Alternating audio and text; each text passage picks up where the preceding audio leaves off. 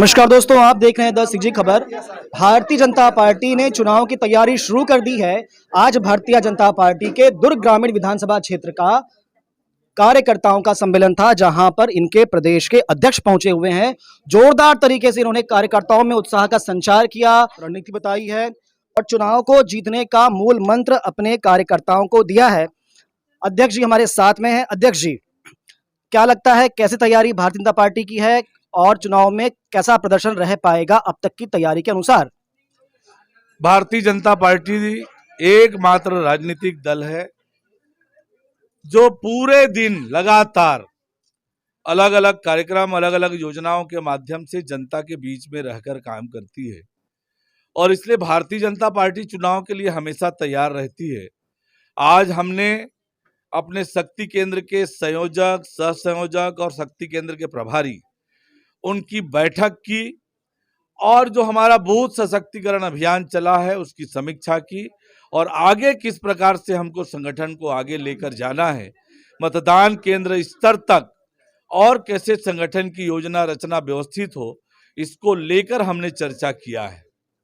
अध्यक्ष जी, भारतीय जनता पार्टी के पास नेता है, नीति है, नेतृत्व है, फिर भी भारतीय जनता पार्टी अब तक के जितने सर्वेक्षण आ रहे हैं उसके अनुसार कहीं पिछड़ती नजर आ रही है। तो आगे क्या स्थिति रहेगी? देखिए, आज छत्तीसगढ़ में परिवर्तन की हवा चल रही है।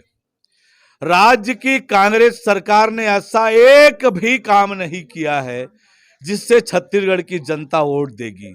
हर वर्ग को ठगने का काम, छलने का काम, धोखा देने का काम राज्य की कांग्रेस सरकार ने किया है।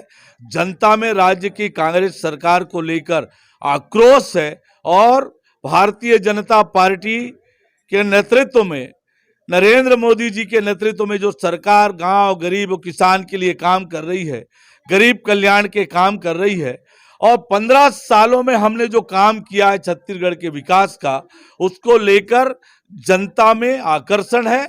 निश्चित रूप से 2023 में भारतीय जनता पार्टी की सरकार बनेगी, भारी बहुमत से बनेगी और छत्तीसगढ़ एक बार फिर शांति और सद्भावना का गढ़ बनेगा और विकास की ओर आगे बढ़ेगा। रिसेंटली बेमेतरा में हुई घटना के कारण भारतीय जनता पार्टी के कुछ कार्यकर्ताओं के ऊपर कुछ एफआईआर दर्ज की गई है, आरोप लगाए जा रहे हैं। इस बारे में आप क्या कहना चाहते हैं राज्य सरकार के बारे में? देखिए, लगातार कांग्रेस की सरकार बहुसंख्यक हिंदू समाज के साथ तुष्टीकरण का काम करती रही है और बहुसंख्यक लोगों के ऊपर अनाचार, अत्याचार का काम राज्य की कांग्रेस सरकार ने किया है। चाहे वो कवर्धा की घटना हो, सुकमा की घटना हो, नारायणपुर की घटना हो और बीरनपुर की घटना हो। भुवनेश्वर साहू के हत्या के मामले में पहले दिन केवल 11 अभियुक्तों की जो गिरफ्तारी हुई थी, उसके बाद से आज 8 दिन में एक भी अन्य अभियुक्त की गिरफ्तारी नहीं हुई है और इसलिए राज्य सरकार एक तरफा कार्रवाई कर रही है, एक पक्षी कार्रवाई कर रही है और राज्य सरकार की नीयत इसमें साफ नहीं है। कांग्रेस पार्टी से मुख्यमंत्री, मंत्री अब तक कोई भी पीड़ित परिवार से मिलने नहीं गया है। इस बारे में आप क्या कहेंगे?